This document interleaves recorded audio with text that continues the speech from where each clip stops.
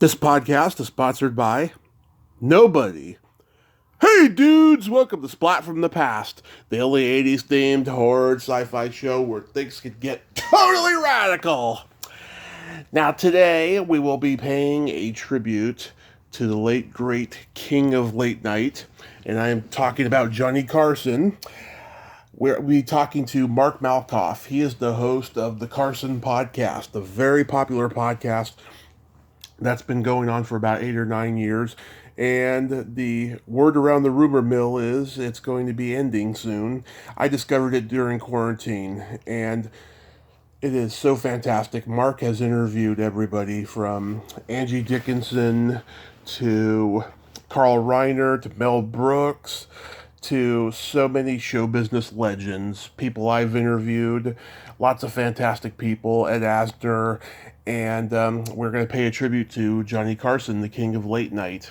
I believe Mark used to work for Letterman, David Letterman, back in the 90s, and we're going to get into all of that stuff today, and I just cannot wait. June summer is off to a great start, isn't it? It's only been a week, and got a lot of great shows this month. I just cannot wait. So, here is my interview with Mark Malkoff.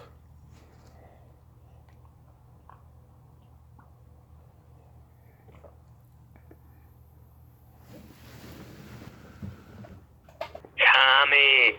Mark, welcome to the show. How are you today? I'm doing well. Thanks for having me. Oh, my pleasure. This is such a great honor. Thank you for taking the time today. Oh my goodness, of course. I live in New York City, so it might be loud here and there, but other than that, yeah, let's talk. I talk to people in New York all the time, so it's nothing new for me. So before we get into Johnny, let's talk about your background. You're born and raised in New York, right? I wish. That would sound so much cooler than being born in Englewood, New Jersey. Oh, okay. I believe I was the same hospital as Travolta and Brooke Shields. But I was there for, like a year and a half, and then I was in Hershey, Pennsylvania for 2.5 years, then in Illinois for, I think, 6 or 7, and then Pennsylvania, which is I think it was 6 or 7 years, Hershey, Pennsylvania. I graduated from Hershey High School. I worked at Hershey Park selling overpriced T-shirts, and the town does smell like chocolate when it's windy and raining. And I moved to New York when I was 18. Nice. Okay, so born and raised in born in Englewood, New Jersey, and you moved around, and then since you're 18, you've lived in New York, and you've done stand-up, right? It's been a long time. I'm thinking about going back.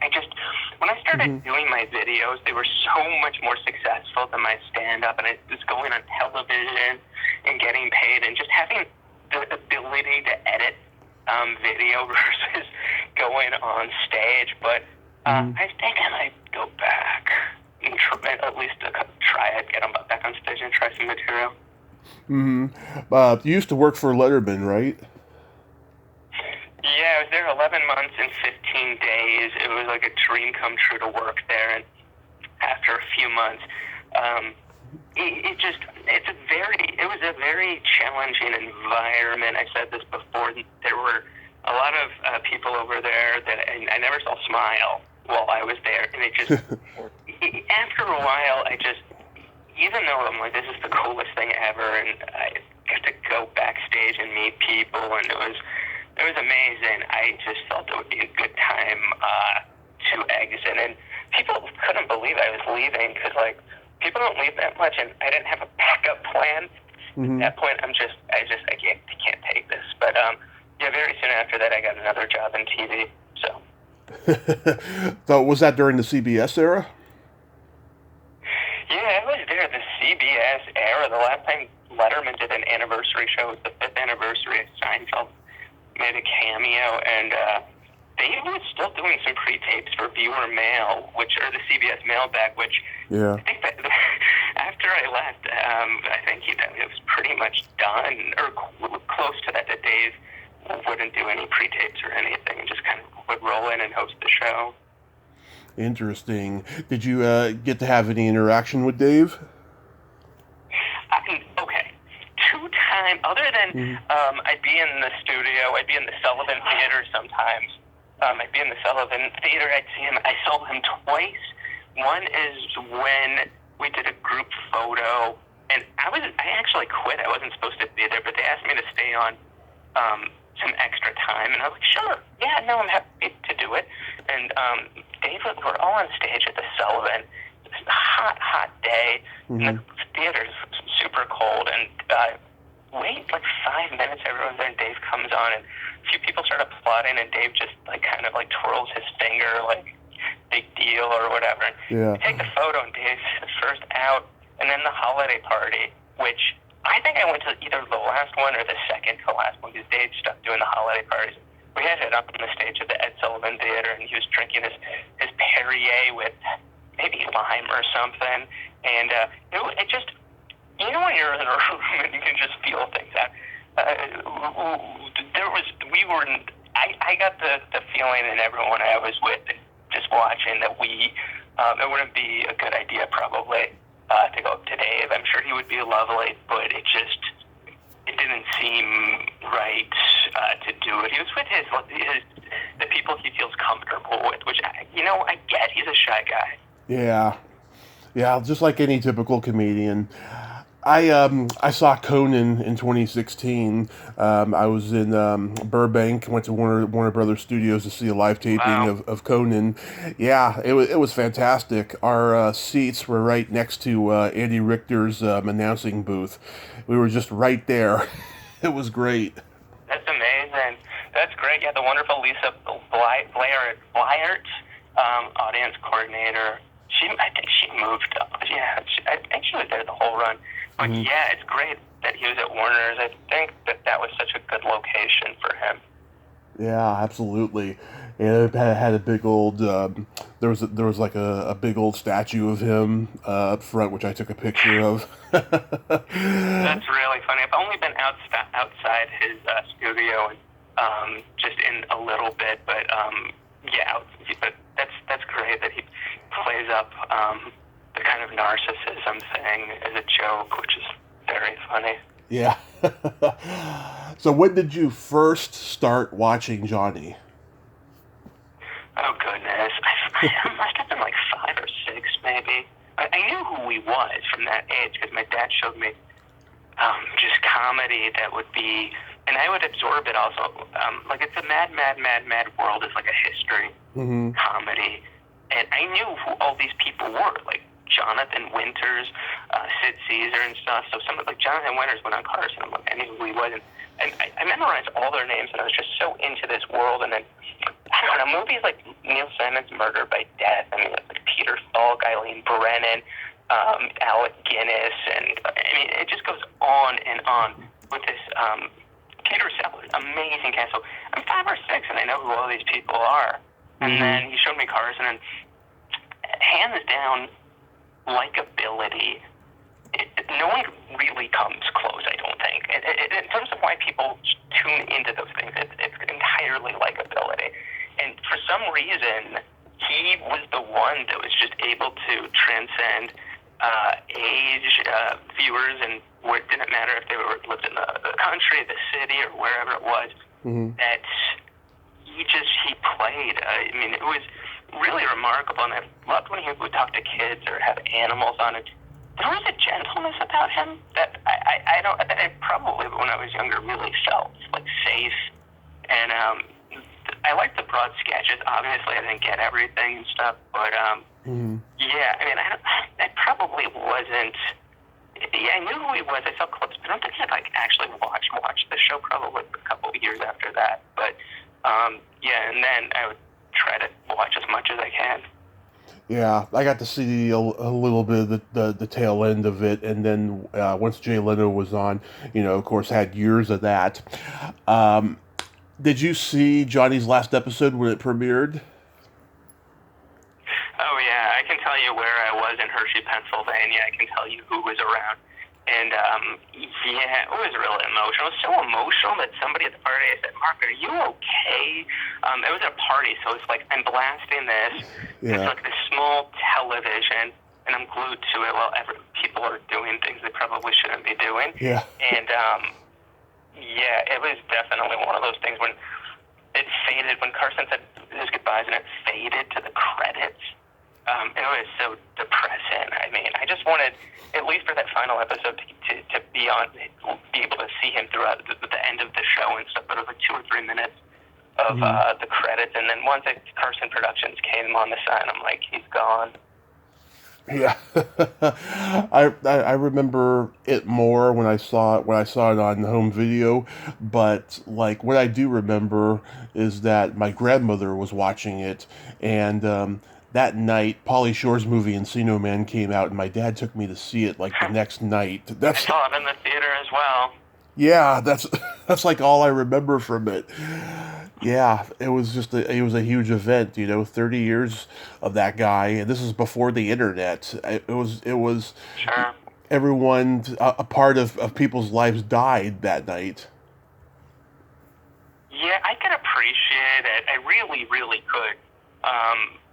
What was going on? I mean, when I found out like a year or two later that Johnny Carson was putting out then VHS tapes, the best of, and all these things that I probably had never seen.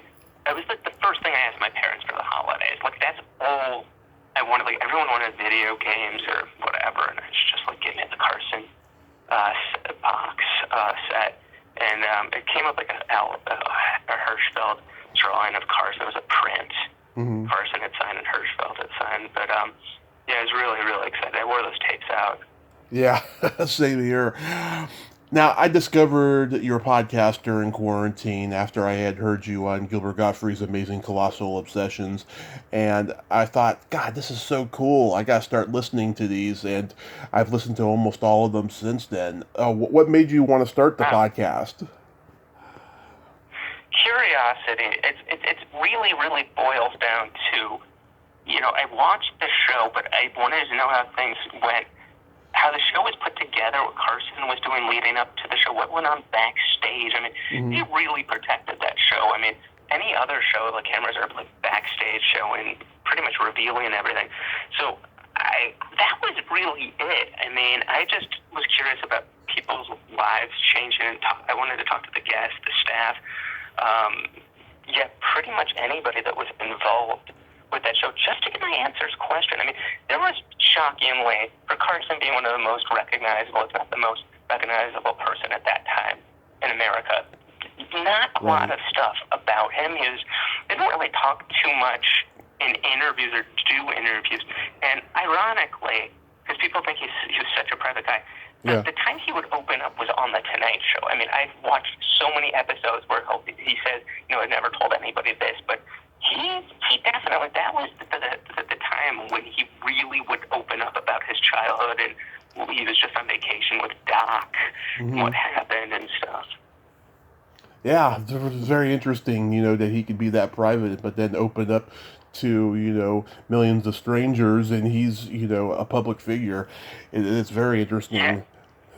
Everyone wanted a piece of this guy. I mean, he had so many security problems from New York with threats on his life that he had to, and everyone wanted something. He would go out in public, and if he was like at a restaurant or something, it happened many times where somebody would physically take his hand and try to drag the person to the table so the person's sister could audition singing for him. I mean, it was out of control. Again, the threats on his life, and he just had to protect himself by being private. I mean, listen, everybody that was Carson's good friend, when he was in private, they said he'd be the same Johnny almost you would see on television. It was a very small circle of people like Bob Newhart, David Steinberg, Rickles, Steve Lawrence. But once if he felt comfortable with that small group, he would be himself, which is essentially, they told me pretty much, what you saw on the show. Again, going back to, that pre-internet thing, he was it. He was the guy, and being a celebrity, at least back then, was a very special thing. Oh my goodness, 3 networks. It was so much more. I was talking to one of my guests who was big into TV, and just so much more exciting, so much mystery. And I was talking to my guest for next week, and he was just talking about, he was on network TV and had his own sitcom, and just, you had your own sitcom, the eyeballs with 3 stations and maybe a UHF or a PBS. I mean, it was just astronomical, the numbers. Like America knew who you were. Yeah, it's crazy. Was Tom Dreesen your first guest? Oh goodness. I think he was maybe. I recorded in 2013 a bunch of episodes, and I didn't do it in order. So Dreesen was early on. Dick Cavett, Stephen Wright was very early on.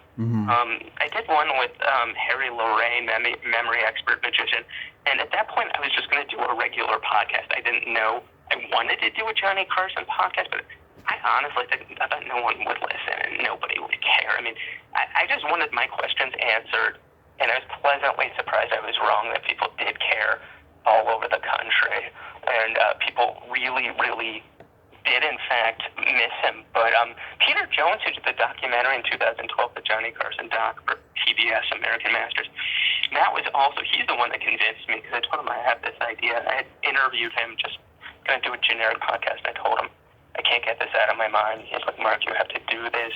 Tell everyone I endorse you. And it didn't happen a lot. It hasn't happened a lot in my life where the seas just parted.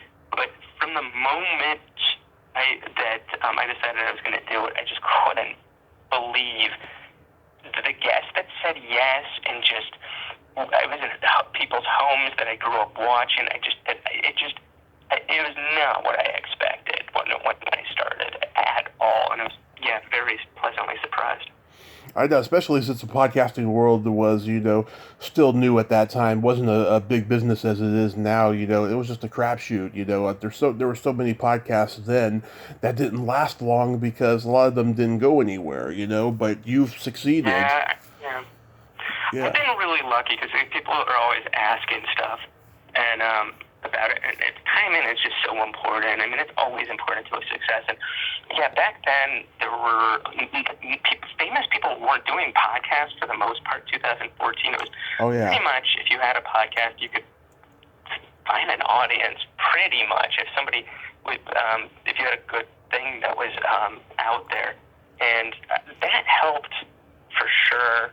And then everybody's downloads went down when every famous person in the world had a podcast, and it was just like, do I listen to Barack Obama's podcast, or Conan's podcast, or Mark Malkoff's? So that definitely affected stuff. But I've had a really loyal listenership. I've been very, very fortunate. Yeah, because after listening to many of your episodes, I've come to the conclusion that Johnny was flawed like any comedian or celebrity. He kind of ran his Tonight Show almost like the mob bosses ran the nightclubs he came up in, which I think is, the reason why, the younger suits at NBC, put pressure on Johnny retiring, because by then they just had enough of that aesthetic. I mean, Johnny was in the early on, NBC treated him shabbily in the first couple of years. I mean, he was essentially, his dressing room was like a janitor's closet, and he asked for something nicer, and they said no. And it was definitely, NBC had the power, and then it went over to Carson. And, Peter LaSalle, his producer for, decades. I mean, and everyone else that really worked on the show said Johnny wasn't difficult. I mean, it was his show. His name was on it. He made the decisions. But, I mean, for him getting upset, genuinely upset at work, and I've talked to dozens and dozens of staffers, it only happened that he really, really visibly angry twice that I'm aware of in Burbank, and both can be explained why. Mm-hmm. But I did think, just from reading some of the Carson books, and some of them were just, I don't know, gossipy and stuff, I felt, but that he was just, like kind of the description that you said before, like he ran this place hard, and People may be afraid of him and stuff, but I had no clue that how much the staff overwhelmingly liked him and loved him. That I mean, he's way more approachable than a Dave Letterman, night and day Carson. So yeah, it's just a different portrayal that I after talking to, it's done like 360 interviews, something like that, 380 some episodes. So just talking to these people, I feel like I started like with a drawing, like this sketch that's become this amazing painting, this giant mural, and somehow everybody just talking about the show and him has just kind of contributed to this thing where I can look at it and really understand the workings of the Tonight Show and him. Yeah, I mean, he was also, very sensitive, and you never knew what was going to trigger him. Like, I've heard stories like Kevin Nealon did a joke about DUIs, and Johnny banned him because he himself had a DUI. Wayne Newton told Larry King years ago, and I'll never forget this. He said, "I hate to burst everyone's illusion bubble, but Johnny Carson hurt more people than you'll ever know." After listening to your podcast, I think I have a tiny bit of an inkling of what he meant by that. Well, two things. One, first of all, Nealon was banned from doing the show with Carson, but he was still doing it with guest hosts like Gary Shandling. It's not like he wasn't back on the show, but yeah, I mean, certain things, joking about drunk driving when Carson had his thing. I mean, Brad Garrett, I know, improvised something about his sperm being bigger than Tommy Newsom's, and that got him banned. Ooh, yeah. Show with Carson. I mean, I have a list of like 30 people, 40 people, like why they got banned and stuff. And that's why Letterman was always like, we're all on our best behavior and afraid that if we do something. I mean, Carson was really big when he had that show into manners. If somebody didn't respect, well, you're a guest in someone's home, and some of the stuff that people pulled or tried with him, or just their manners were poor. Yeah, they would either stop doing the show with him or sometimes just stop doing it altogether. In terms of Wayne Newton, this would literally take hours.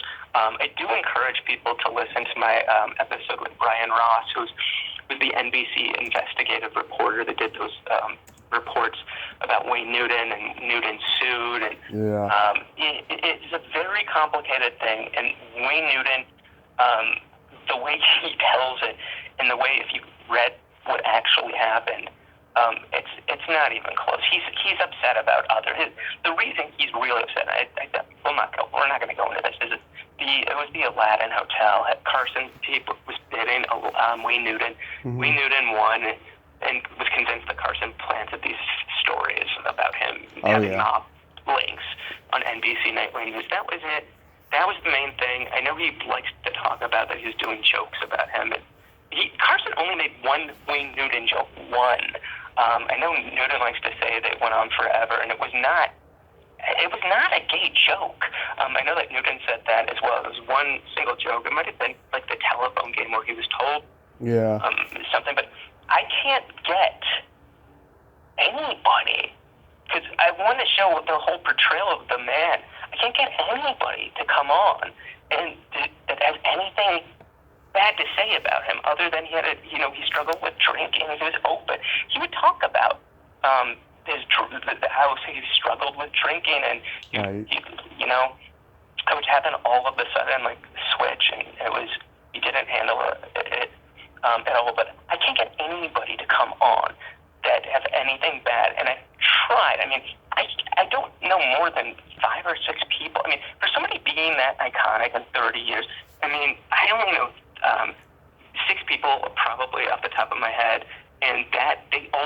there are reasons that Carson would cut people off if they did something terrible to him. So you have the people that had problems with him were Joan Rivers, Wayne Newton, Henry Bushkin, Elaine Boozler. Yeah. No, she went out once with Carson and once with Helen Reddy, who put her on, and amazing stand-ups, just like, you're not going to like what I have to say. I'm like, yes, I will, please. I would have loved to get her opinion. And Paul Rodriguez has this story, which, to my knowledge, it doesn't compute at all about Carson. I mean, I've done too much research, and the stuff that he said, there's no way, at least in my opinion. But I can't think, can you think of anybody else? Like, I'll be at a party and somebody's like, what do you do? And I'll mention the podcast. Like, I heard he was a terrible man. I'm like, say, name 3 people that had problems with him. And they can't do it. I mean, it's always Rivers and Bushkin for the most part. Yeah. Yeah. But do you know anyone else that had problems with him other than that? Yeah, there's an actress I interviewed back in January. She was on there 5 times in the 70s. She was a B-movie exploitation actress. Her name's Jackie Giroux. I wish I remembered what she told me. It was very brief and kind of cryptic. We didn't go into like the full details of it or anything, but I know that something happened that got her banned. And then, I can't think. How do you spell her last name? Oh,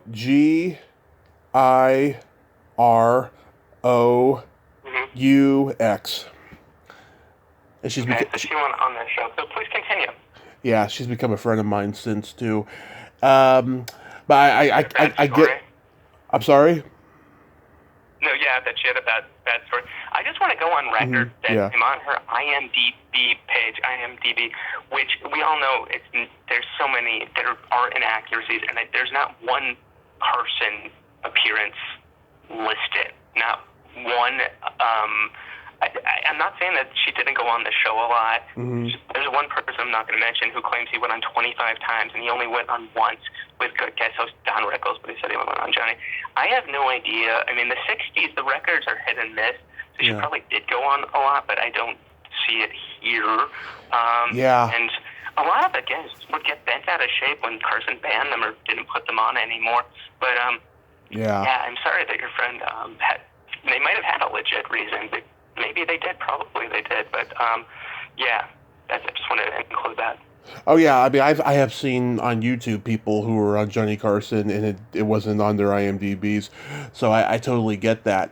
I've also had no luck getting Elaine Boozler. Also, I didn't want to talk per se about Johnny Carson, but I admire her as a comedian and she's a pioneer. She's amazing. Yeah, and incredible. I just don't understand. I mean, I've seen her being interviewed by her friends on podcasts and stuff. She just seems to be more comfortable that way. But, you would think she would want to help the content creator because she had to self-finance and shoot her first Showtime special because a guy who was below the upper guy at Showtime, offered her a special, and then the guy who was upper, said, no, I don't want any women doing comedy specials on Showtime.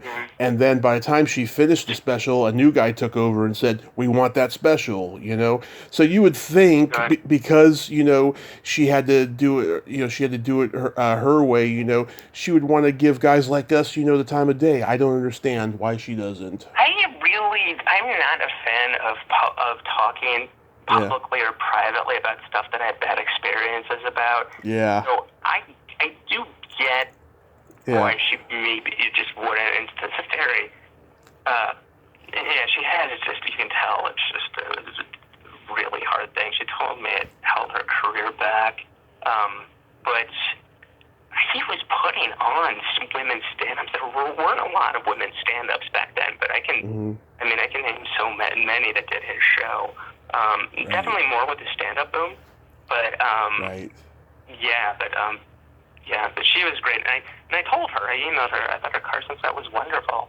She was really, really good. It was like 77, 78, 79. Yeah. Something like that. I thought she did fantastic. It's a shame that she didn't come back. But a lot of people only went on once. Really famous people like Richard Belzer. I mean, people like Gilbert Gottfried and Larry David were never on the show. Alan Havey.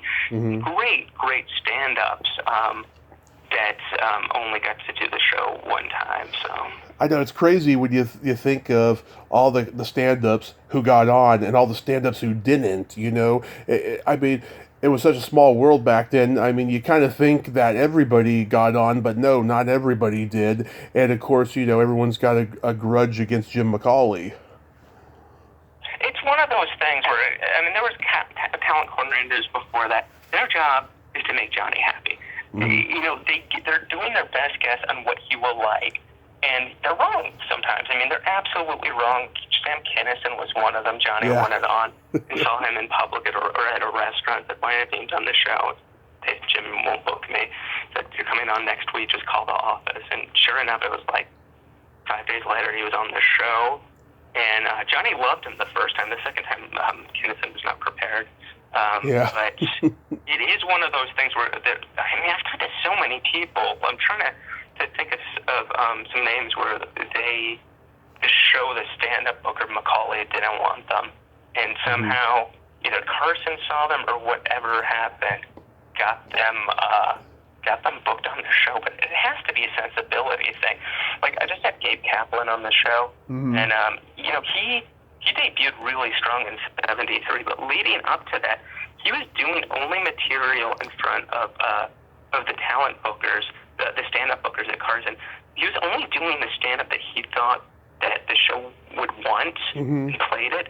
So then he's like, okay, I'm not going to get this show. And one of the stand-ups, or one of the talent bookers, stand-up, was in a club and looking at for comics, and he's like, you know what, I don't even care because they're not going to put me on. I'm just going to do my routines and what I really like. And he was shocked that that's what got him on the show. That's exactly what he did not think Carson would like. So it's not an exact science by any means. Absolutely. So who have been your favorite guests that you've had? Oh my goodness. Oh gosh, I'm trying to think. Richard Lewis recently was a really good guest. I know people seem to really, for whatever reason, like that episode, which is nice. I have to look. Mel Brooks was. I mean, I just couldn't believe I got to sit down with him. I mean, he's notorious for saying no to pretty much everything. It was really that. What was I saying? I don't even know. I was going to say, though, your friend Jackie, I do see she went her Carson appearance, but she absolutely went on Carson. I'm glad IMDb is wrong. So I thought, what was I talking about? I'm so sorry. Oh, right before I blanked. Oh, you mentioned Albert Brooks. Oh yeah, I mean, I would love to get Albert Brooks. Wasn't able to. Mel Brooks was a thrill. I mean, sitting down with Peter LaSalle, it was like an enormous. I mean, I couldn't believe it. I went to his office at CBS because he was EPing Craig Ferguson, went to Television City, and he was Johnny's producer for decades. So that was like, couldn't believe it. It was so special. I really did like that.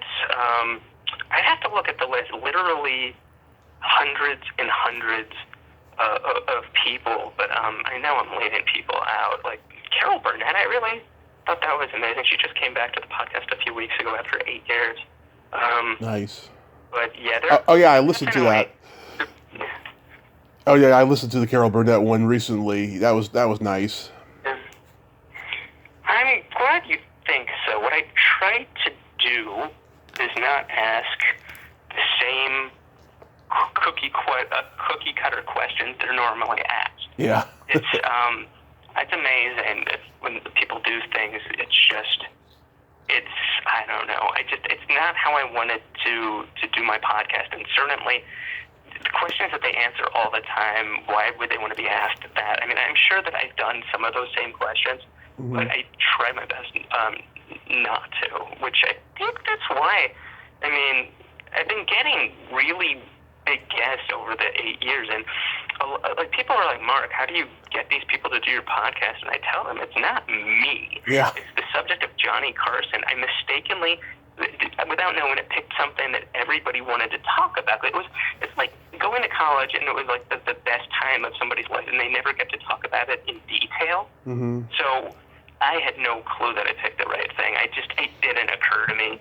I thought it might be like, I don't know, 7 episodes or something and stuff. But, yeah, people that don't even do interviews, like never. Like, why are you talking to me like Johnny Carson? Oh yeah, I get that too. You know, I talk to a lot of people who don't do interviews, and I'm just like, I feel so honored. You know, I mean, when I first started, you know, I was talking to mostly, you know, forgotten people, and just the fact that someone wanted to talk to them was how I got them. Now that, you know, I've gotten so many great people and stuff, and I think it's a combination of that still, but also me and just me getting better as an interviewer and stuff. So I feel. Yeah, I can't believe how many episodes, and it's amazing, and how many. I know that you've had a bunch of my guests that I've had on, like Kathy Ladman and the late James Dury and Carol Siskin, and some people I'm friendly with. You've had on, like Julie Don Cole, and you've had a lot of Carson guests.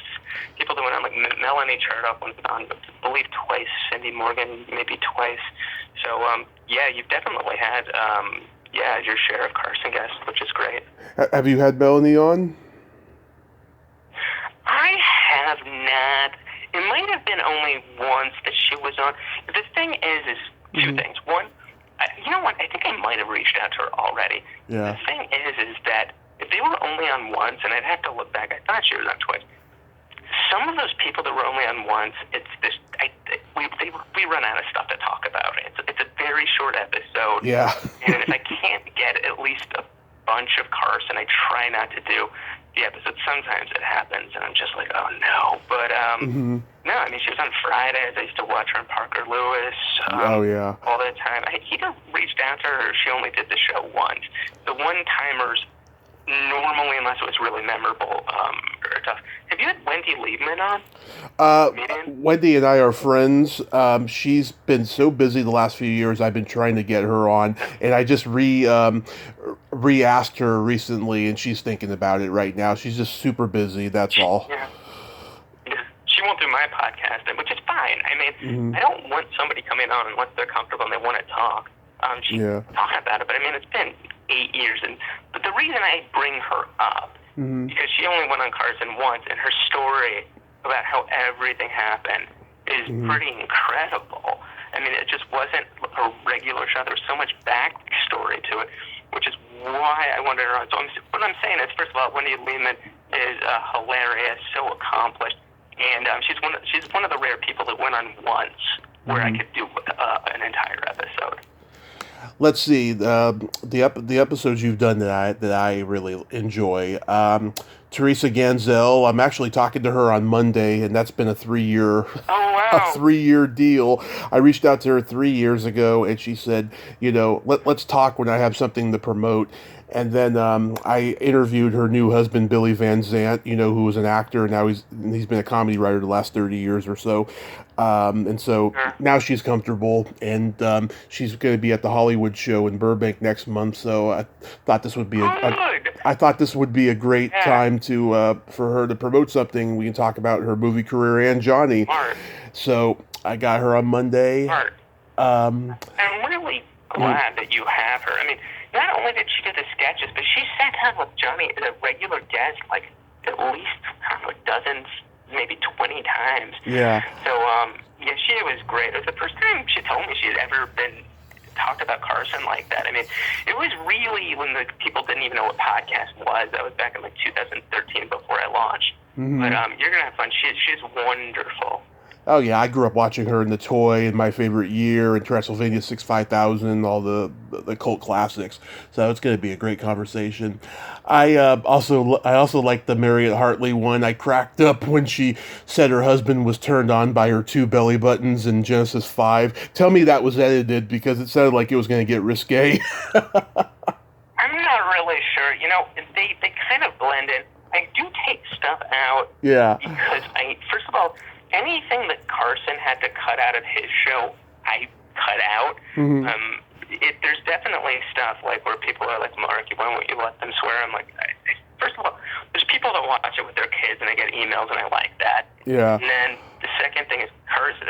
Even the word fart in 1986, when Johnny said it was bleeped, Now, I let that word in, but it's shocking back then, kind of, if you look back, what some of the stuff that just you couldn't say, like that word I just mentioned. But she was great. She was wonderful. I was really fortunate because when I got there, she remembered some of her Carson stuff, but not too much. So I was there much longer than I thought. We spent like the first hour not recording, and we watched all her Carson appearances because she went on so much, and that really helped the episode. I was glad I could do that. That doesn't happen a lot.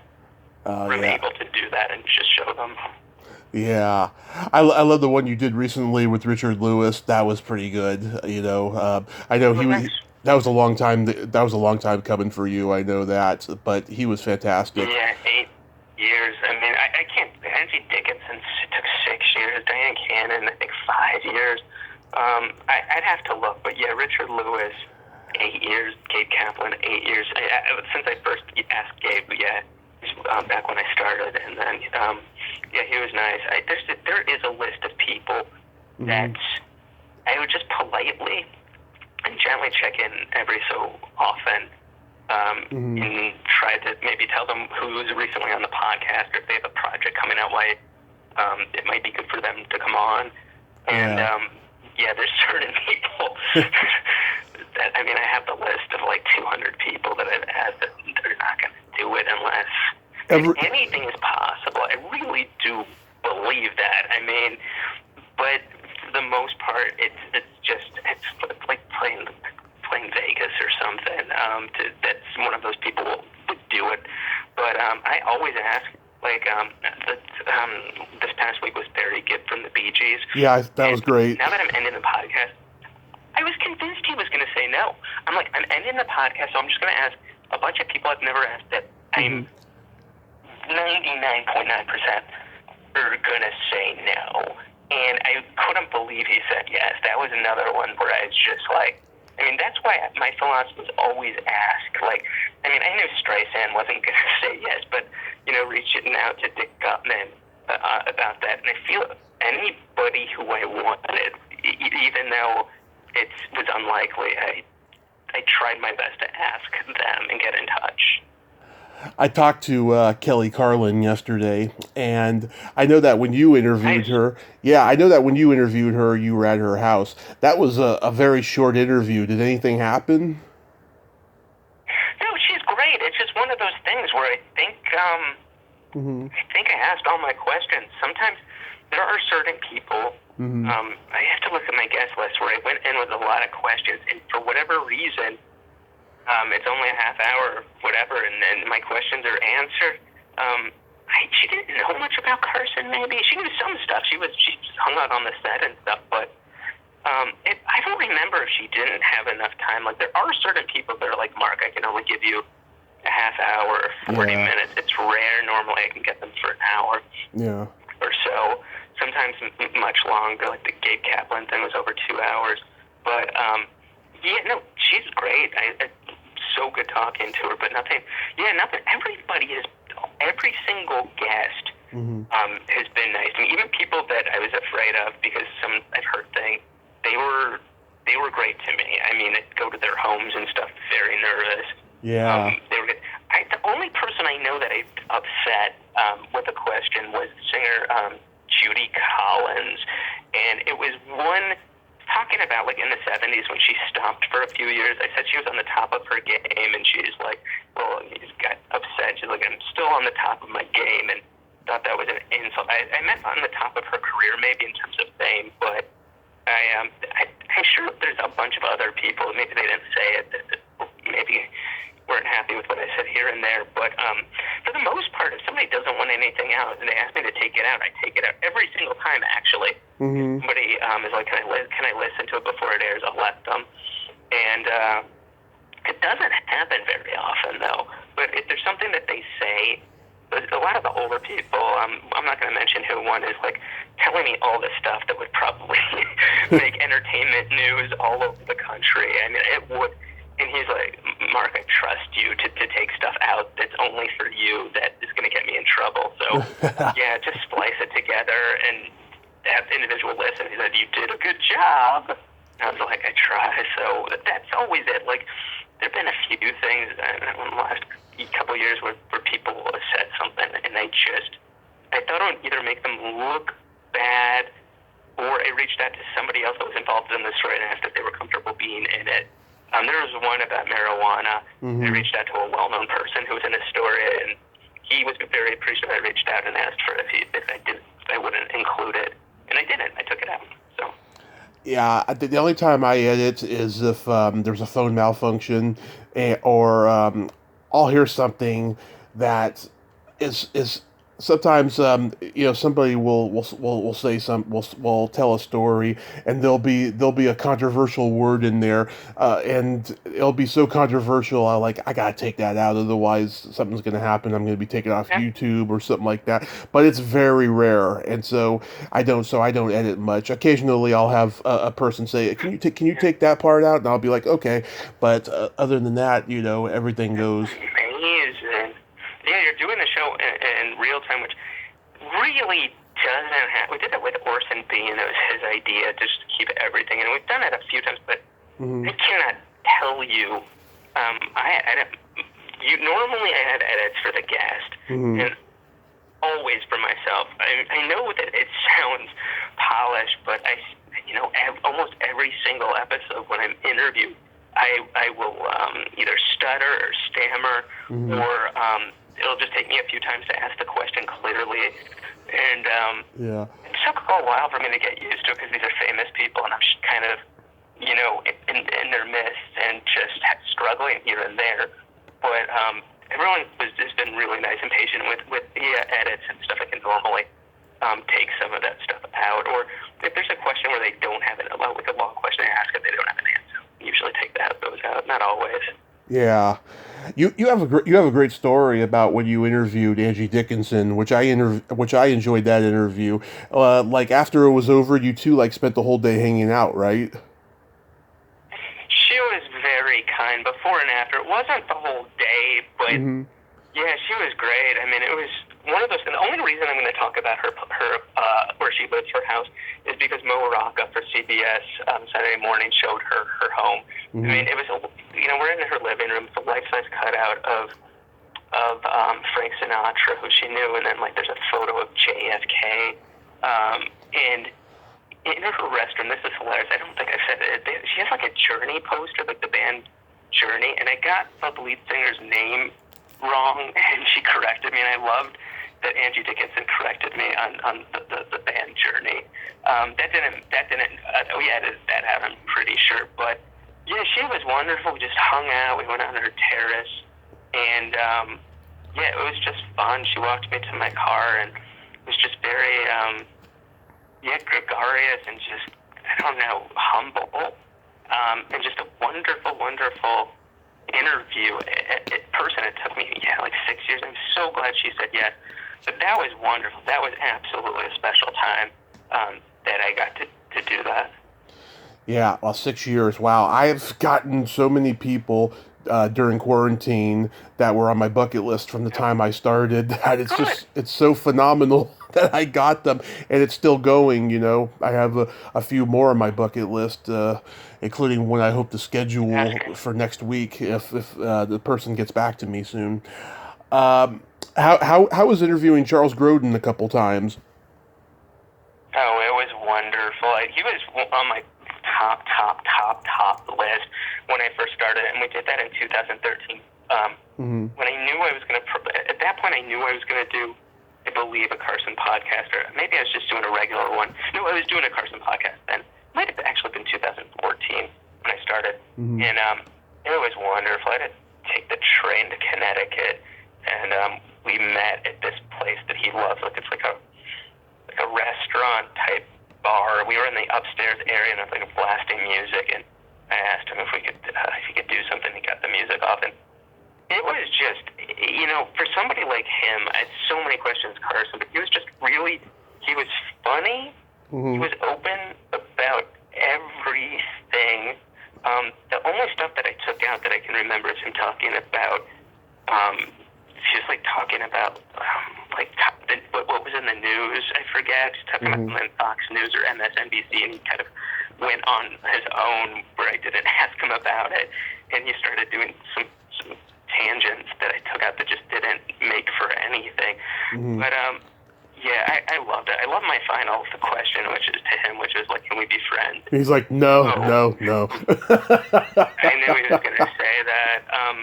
Yeah, that was really great. And I was with him a second time a couple years later at the library by where he lives, and we got to do a second time. And by that time, I had more access to more of his appearances, so I'm glad he was able to do that. And yeah, he was one of the 3 people, I believe, that were under contract, that Carson wanted under contract to only do Johnny's show. Yeah, you also talked to Ed Asner. I talked to Ed Asner shortly before he passed. Good. I got this feeling that, Yeah. by that point he was over it. Did you get that feeling too?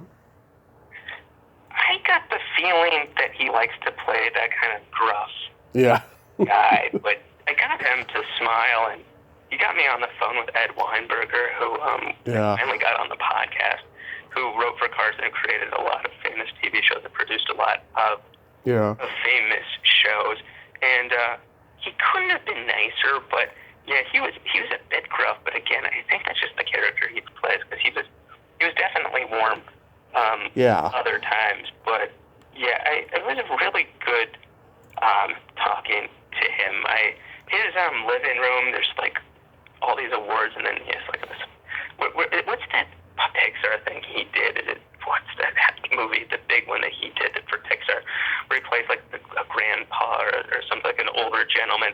I can't believe it. Up in the way, I'm getting this wrong, but anyway, there's like a big painting of that who did something like that, and I've got this big painting of Ed that somebody did, and it's definitely going into a place like that. It feels like a museum. I always really enjoyed when I would go in the homes. They'd have cool things like a setup, because there were a lot of people.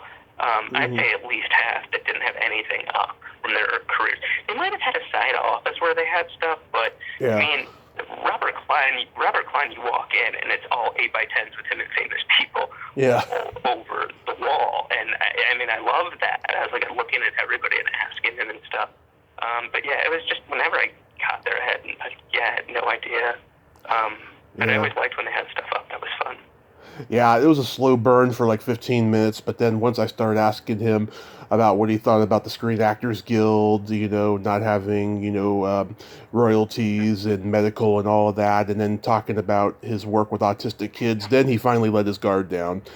And then wow, yeah. And then at the end there, he said something that went over my head, but it made a lot of people laugh, and I was told later what he meant by that. I asked him, I said, "Do you have any upcoming projects?" And he said, "You don't know her." You don't know her. Yeah. And Asner made a dirty joke, and it went over my head. He was that generation, and that I had heard people that were parties with him. Yeah, that seems pretty in character. But it was, I really enjoyed talking to him. His daughter was so nice to set everything up. And again, it's like somebody I've known from when I was like 2 or 3 who he was. We do these PSAs for RIF, which is some reading program. So I knew he was from that, and then other stuff subsequently, but it's pretty amazing to sit down with these people that if you've literally, or talked to them if you've literally grown up with them. What are your favorite moments in the history of Johnny's Tonight Show? There's so many. No one ever asks me this. That's a really good... By the way, I asked Adrienne Barbeau, and you got her, and I did not. But that's okay. Keep trying. Keep gonna do it. I didn't have... What's up? I said, I know you're going to be wrapping up soon, but, if you really want her, keep trying, because I really wanted her. I'm done. You're so nice. I am done. Yeah. I might have to do one more. I actually have to do one more, and I'm done. I turned down a bunch of people. I know I'm going to ask you about that in a little bit, but yeah, my favorite memory, my favorite Carson. It's like Tom Hanks was just talking about this the other day, that him and his friends watched Sis Boom Ba and laughed for 16 minutes straight. There's just something about Carson and Ed just laughing uncontrollably. That's probably one of the most famous. It was like a Karnak, Fist Boom Bob, with the sound of an exploding sheep, and oh man, that was really fun. I really like when Carson was with. He was a spelling bee champion kid, and it was somewhere in the 80s, and it was probably most famous for, like, because Carson was doing magic tricks for him. He wanted Carson to do some coin tricks, and he said, where did the money go, or something, the kid, and Carson was like, get married. I'm doing a bad joke setup and stuff, but it was like an anniversary. So that, when he was with kids, he was amazing. He really was, and would get them to open up and respect. I like the civilians too. I mean, the potato chip lady is always fun. I mean, never made fun of these people. There are some hosts that would have people like that on and make jokes at their expense, but Carson, he wouldn't do that. I mean, he was all about manners, as I mentioned before. I have to, you know what? I really like this thing they did in the 70s. I don't think it's online, where it was like snow on the ground. It was a sketch that they were doing in Carson's in front of the audience, and there was like a little bit of fake snow that was falling as they were singing Christmas carols, and as they sang, it was like started like just a little snow, and then just get a little bit more, and then a little bit more, and then more, and by the end they're covered up to their heads with this, and the visual is just so funny. I love watching that. I love watching that. And like when he's having fun with like Dom DeLuise and stuff, or Burt Reynolds, the eggs and stuff with Dom. I always liked when stuff kind of went off the rails, which, for a lot of guests that didn't happen, and for most shows now that stuff rarely happens. But back then, Carson would just kind of go with it, and it was kind of fun, that spontaneity. Yeah, I mean, I loved, Doc's Thanksgiving guilt trip. I love that. That's actually that's a great clip. I'm glad that you mentioned that. I've seen that so many times, and Carson has to take out a tissue box, dab his eye because he's laughing so hard. Yeah, the nut lady, Frank Hill, the coil dropping guy, Charles Nelson Riley when he's at the airport, they're doing the airport sketch. That's funny. Joey Lawrence saying that he got sick, and then put on Johnny. He was up vomiting. Yeah. Just stuff like that, I like it. There's the little Asian boy who asked Johnny to come to his birthday party at Disneyland. That was cute. That was the guy I was trying to. He was a spelling bee champ. Yeah, that's my favorite because Johnny's so tender with him, and that's what I was trying to say about him asking Johnny to do some magic tricks, some coin tricks, which he did. But that's one of my favorite appearances. What you just mentioned, I did not a great job of setting it up. But it's okay. Him asking, I think he was in Minnesota now. But that was just a wonderful, wonderful moment with the two of them. I loved that appearance. Yeah. So why are you ending this podcast? There's a bunch of reasons, and the only reason I feel like really worth talking about is I've gotten my questions answered. I started when I had all these questions. I'd say like 99 point whatever percent I've gotten my questions answered about what went on backstage at the Tonight Show, the guests, experiences, the staff, people that were friends with Carson. Especially, I was curious about the New York era from '62 to '70. So I got all my questions answered. So I'm gonna go with that answer. That is something. And I just feel like it's a good time to wrap up. And also another reason, but these are not definitive reasons, is one reason is just, this is really sad, but my guest list just keeps getting smaller and smaller, and people just keep dying that were on the podcast, and it's so sad. So I mean, the people that were kids on Johnny's show are now in their 50s. So it just. Yeah, it's my guest list. I don't like going through it because I just have to keep, check crossing people out, and it's just, I probably have to ask like 10 guests to get maybe, or 12 to get one person to say yes, but these people, for the most part, do not have contact information online, or they don't have it like an email. And you probably probably know this. It just takes a while to find them. But Yep. I mean, it takes me hours sometimes to get to the person that either them or their gatekeeper. I mean, I've spent at least 3 or 4 hours trying to find Mel Brooks' assistant contact, which I did.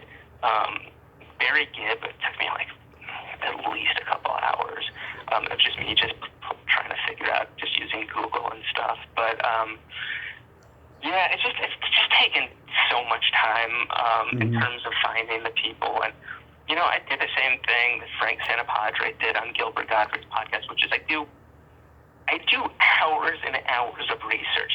Now, there's certain guests that worked for Carson. There's not much online about them, so I don't have to do much for them. But like somebody like Gabe Kaplan or Barry Gibb, I'm doing the deep dive. I could not just interview them and not do the deep dive. For whatever reason, I don't know. That's how I work. And that's definitely one of the things. It's just the getting guests has been. It's gotten really exhausting the last couple of years. I totally get it. I mean, I have days where I just don't want to do it no more, but I keep doing it because once I get the people that I really want and I just want to keep going, I say every year, you know, I'm going to do one more year and that's it. Right now, I'm currently contemplating ending it on my 6th anniversary next May because I just celebrated my 5th last month. I was like, how far could I possibly go, you know, by spring of next year. I'm gonna be 40 next year. I'm like, you know, so it's like in the back of my mind, you know, it could change at any time, but right now that's the plan. But yeah, if you tell some of these people when you're starting to 6 months out that you've done over 1,500 whatever episodes you've done and over this many years, and you're going to soon be ending, I hope some of these people, your dream peeps, say yes. I always personally find that it's effective when I reach out to some of these people that I'm ultra specific. Like I'll be like, there's 33 Johnny Carson appearances, and I'll do research on them. And when you went to school at whatever college or whatever, I try to give them a couple of things where they know that they're not normally maybe either asked about or that I've done the research. And a lot of times, not always, that will work. So that's just me. I know different approaches. I just can't believe the number of guests you've had. I mean, it's amazing. Yeah, you've had some really huge names. We both know some of the times the best guests are not famous. I mean, not many people know. I mean, some of my best episodes that the listeners love are people that just worked on the show that aren't famous. So. Oh yeah, I love people who are not big stars because the big stars are a little bit more guarded. They don't really open up to you unless you're a Larry King or a Barbara Walters. But the journeymen I love because they have great stories and they tell it like it is, and they're happy that someone wants to talk with them. I love talking to journeymen the most, you know. And I love hearing that. Yeah, there are. Yeah, no, I think you're absolutely right. Please continue. Oh, yeah, I mean, I live up here in the country the last 5 years. There's nothing to do here, so that contributed to me being prolific. There's a bunch of people I've had on multiple times that have become close friends personally, and there's been some people I regret having on a second time because lightning doesn't strike twice. But with the ones that have been on up to like 6 to 8 times, those are the ones I cherish the most because they are just fantastic people, and I can talk to them privately too. Yeah. Certain have that skill set, and then others I've done returns and I was disappointed, but you just never know. I mean, I never know until I start talking to somebody. Feeling out how it's going to go or how much time they're necessarily going to give me. Yeah. Especially with the bigger people, I just kind of feel it out and stuff. People have been extremely, extremely generous to me as they have been with you with their time. But I'll be honest with you, Mark. Your show brightens up my Thursdays, and I'm really sad that it's going to be going away. But I do want to ask though, are you going to start a new podcast in the future? I don't know. I mean, it's possible. I've gotten an offer. It's more, I'm burned out. I've done this. I mean, this is funny for me to say this because you've done way more than I have, but I'm just burned out from doing the show. I'm just burned out for 8.5 years. We took a small break where we were doing the podcast for like a month or two, just maybe like twice a month. But I was still doing research and booking. Yeah. And then we started back again, and I'm just tired. So I think I'm just gonna wait a while and just see maybe how I feel. Do I miss it? We'll see what happens. I mean, the one thing that is going to be, I think, tough if I start another podcast is all my audience, if they listen to it, I know that a lot of them are going to like it and be supportive, but it would be somewhat different than the Carson Podcast, and it's just, when people love something, anything that comes after that, normally, I mean, The Godfather 2 is an exception. Yeah. It's kind of like at least a tad of a letdown, at least their expectations, but we'll see what happens. I mean, I followed my curiosity on the first one with this, and I would pretty much be doing the same with if I did another one. So we'll see. I mean, the answer is just I don't know, and I'm very excited to get a break. So have you thought about writing a book about the experience? It's been mentioned. I can't really talk about it right now. Okay. But it's been toyed with. I've done some stuff, so we'll see what happens. But I think it's something that does probably make sense, just from all the Carson books that are out there, and that this is just such a different perspective of who he was, and just talking about stuff that nobody knows about Carson that I personally find interesting, and my listeners find interesting, and it'd just be great to. And there would be, if I did something like that, there would be stuff that was not in the podcast as well. Yeah. Just to the listeners to be able to buy something if I put something out there, and just for them to know everything, even though I have to go back to my own podcast to hear stuff, because I just don't remember so much. I mean, I literally have hundreds of hours. I think like 300 hours of stuff, so of course I'm not going to remember every little thing. But yeah, I have to go back sometimes, and I know my listeners do sometimes as well, to kind of figure stuff out here and there.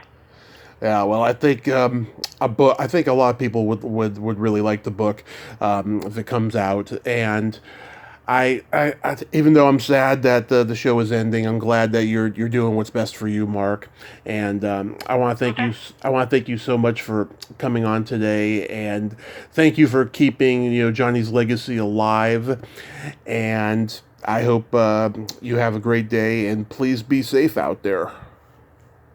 Thanks, Tommy. I really admire what you're doing. I mean, just in terms of the episodes you put out, I mean, it's not easy. No. Both of our jobs is to make it look easy and just present the final product, but I think it's wonderful what you're doing. I really admire it and wish you the best of luck. Oh, thank you, Mark. That means a lot coming from you. You've been in the game a little bit longer than I have, but I appreciate that so much. It means a lot. And once again, have yourself a great day and be safe out there. Thank you, sir. Thank you. Okay, bye-bye. Bye. Well, there you have it. Mark Malkoff. Ain't he a cool dude? What a nice guy, huh? Great stories there, and just very humble. I appreciate his appreciation for me. That really means a lot to me. I mean, he's been doing this, at least 4 years longer than I have, and he's accomplished an awful lot. So that meant a lot. He's keeping Johnny's legacy alive. Well, until next time, this is Tommy Throwback Kovac saying, there's no shame in living in the past, because the present sucks. Later, dudes.